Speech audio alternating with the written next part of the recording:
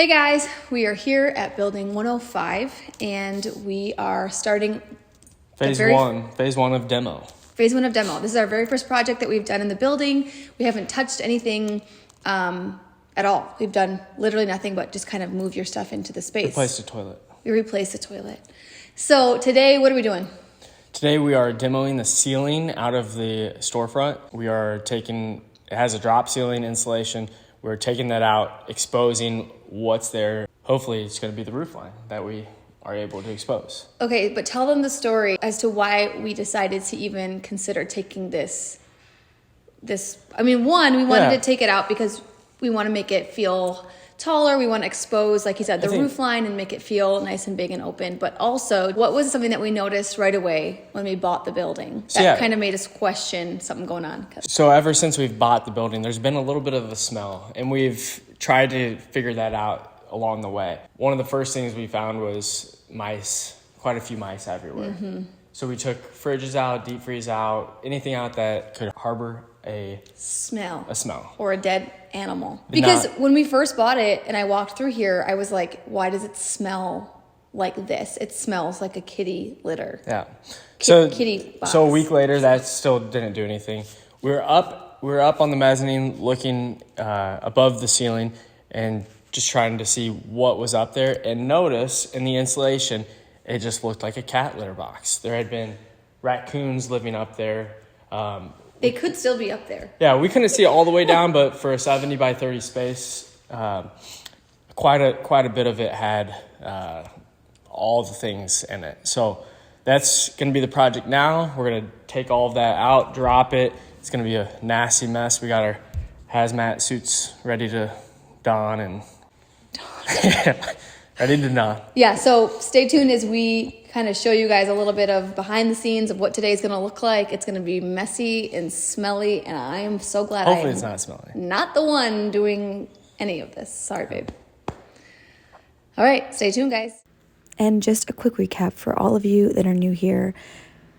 We just bought this building. So this is me and my husband and our 4 children, and we have just purchased, as of January 2nd, this 5,300 square foot building that used to be an old Ford warehouse. No, not a warehouse, a mechanical shop.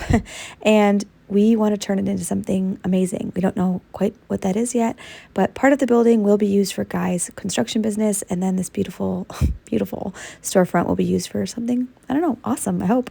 So we are currently figuring out wiring right now so that these boys don't get electrocuted when they go to start pulling the ceiling down. All the wiring is running, obviously in the ceiling currently.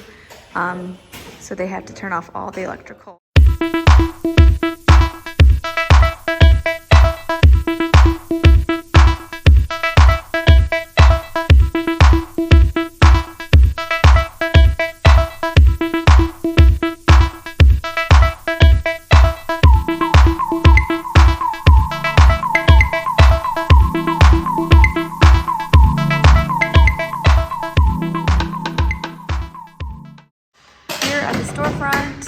Check on the progress.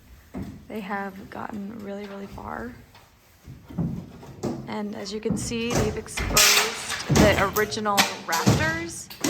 We'll take all this framing down and hopefully be able to keep all of this pretty exposed. It's really beautiful. It's probably pretty hard to see, but they're getting work done here.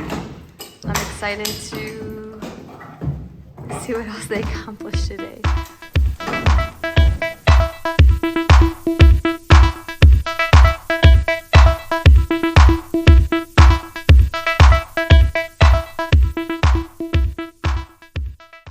So I'm currently at the building.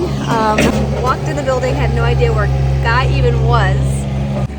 Sorry, it was really loud. And I saw this huge dumpster in the back of the building with a ton of concrete in it, and I was like, what is that from? What are they doing now? Then I heard some big piece of equipment running in the back, so I went to the back of the building, past this big pole barn that's here, and came out back. He is working on, I don't even know what this thing is called, but he's moving a bunch of the dirt. Back here is what we think will be our parking lot. This will be extra parking that we don't have on the street. We think we'll be able to fit about 16 cars back here, which is, it's a win. It's a win. So, little by little, little by little.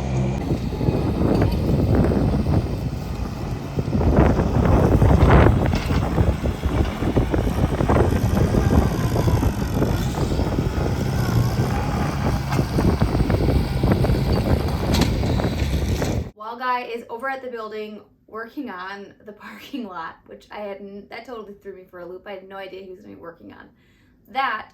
I came into our bedroom, we painted it 3 years ago in 4 years ago, 2020. This is Roycroft Bottle Green by Sherwin. Still love this color, but we are gonna be changing out the bedding. I have a collaboration coming up with a really fun company, so I'm changing out the bedding. I'm also gonna be changing out some other things in here, painting some things just to kind of give it a little bit more visual interest. Plus, I feel like for me, after 4 years of having something the same, I like to just change it up and, I don't know, just expand my design horizon. So that is what I'll be doing today. I bought some paint samples and I'm gonna be painting these nightstands behind me. I'm excited for this color. I'm actually surprising myself by painting something this color, but I think it'll be really beautiful in relation to this beautiful green. So stay tuned. I've actually never painted a nightstand or any sort of furniture that's not entirely all wood. I know that some of this is MDF, some of this is particle board, some of this is wood, but it's been painted. I'm not sure how this is gonna work out, but these were not cheap nightstands, but they weren't super expensive. And so I am going to test some paint swatches or paints that I got in swatches in the back first to see if I like them before I commit at all. So I feel like this is a pretty safe thing to do.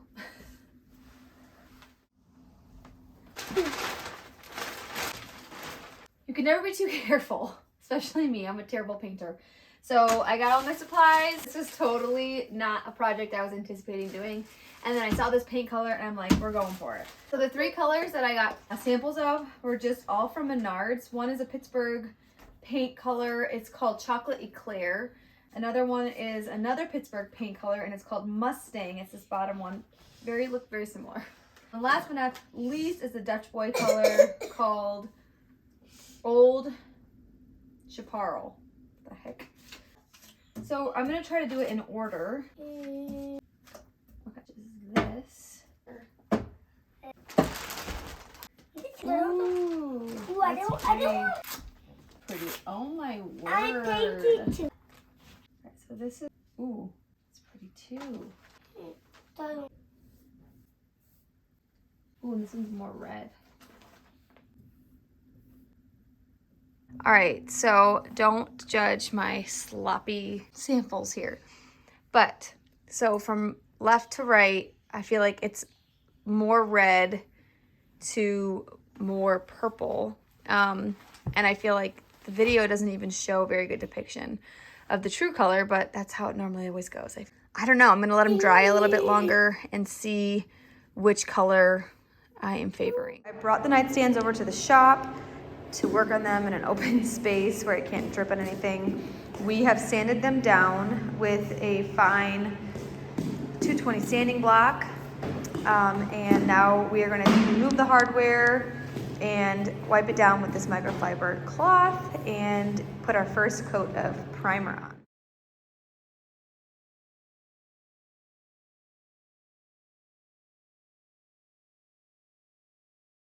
Hey guys, all right, so last day, hopefully painting these nightstands.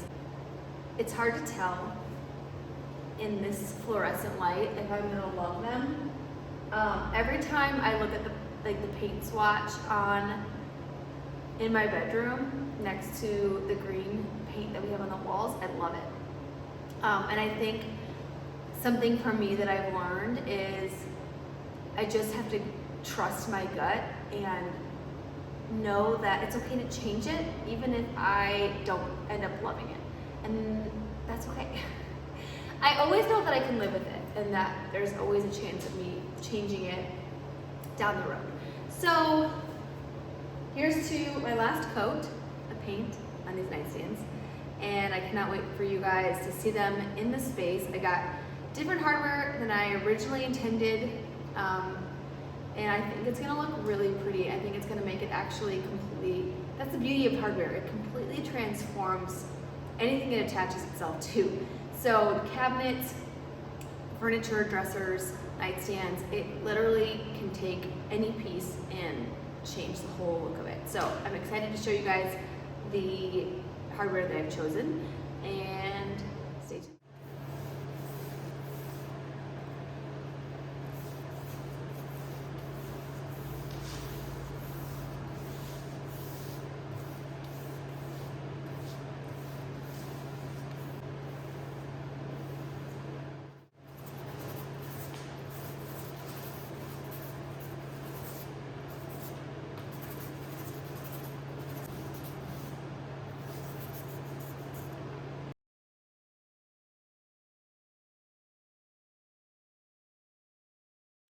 All right, so this is the drawer fronts for the nightstands.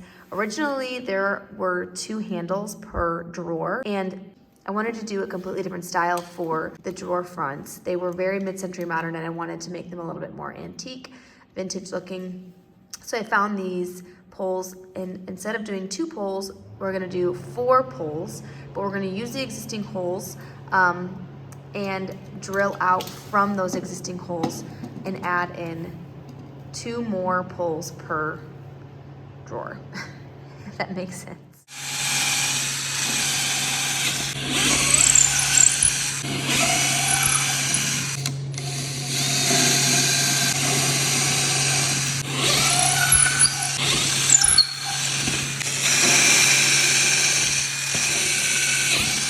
Here's an example of what it's gonna look like. There'll be 4 of these, 1 here, 1 there, 1 there, and there.